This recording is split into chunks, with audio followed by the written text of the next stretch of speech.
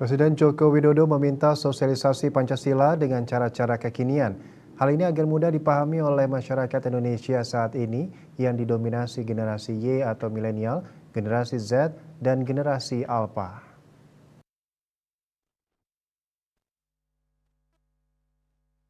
Demikian disampaikan Presiden dalam amanatnya selaku Inspektur Upacara saat memimpin upacara peringatan Hari Lahir Pancasila 2024 di Dumai, Riau, Sabtu kemarin, dikutip dari kantor berita Antara.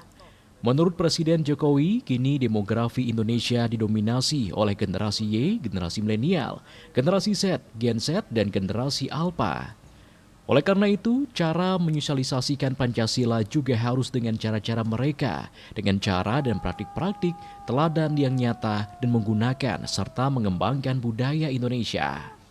Kepala negara menyampaikan di tengah perkembangan zaman saat ini, nilai-nilai Pancasila harus diaktualisasikan dan diwariskan dalam perilaku nyata dalam kebijakan-kebijakan nyata yang jelas hasilnya dan dirasakan manfaatnya oleh rakyat.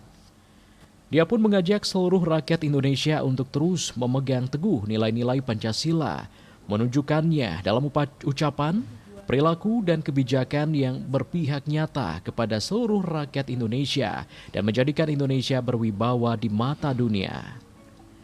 Presiden Joko Widodo mengatakan Indonesia konsisten dengan politik bebas aktif, memperjuangkan kemerdekaan semua bangsa, termasuk kemerdekaan bangsa Palestina dan memperjuangkan perdamaian dunia. Hal ini sesuai dengan apa yang terkandung dalam nilai Pancasila. Peran Indonesia dalam politik internasional juga semakin kokoh, di mana Indonesia telah berhasil menjadi pemimpin G20, Ketua ASEAN yang sukses dan terus akan berkontribusi pada dunia termasuk melalui penyelenggaraan konferensi tingkat World Water Forum WWF yang baru saja diselenggarakan. Selain itu, kata Jokowi, Indonesia juga ikut terus berupaya dalam gerakan dunia menuju ekonomi hijau. Pilihan tersebut diambil karena Indonesia memiliki kekuatan besar dan daya saing tinggi dalam ekonomi hijau.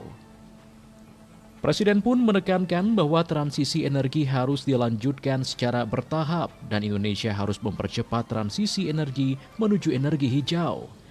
Dia mengatakan menginstruksikan Pertamina dan PLN untuk terus mengembangkan energi hijau yang meningkatkan nilai tambah di dalam energi dalam negeri yang menyejahterakan masyarakat, utamanya rakyat bawah yang sejalan dengan nilai-nilai Pancasila.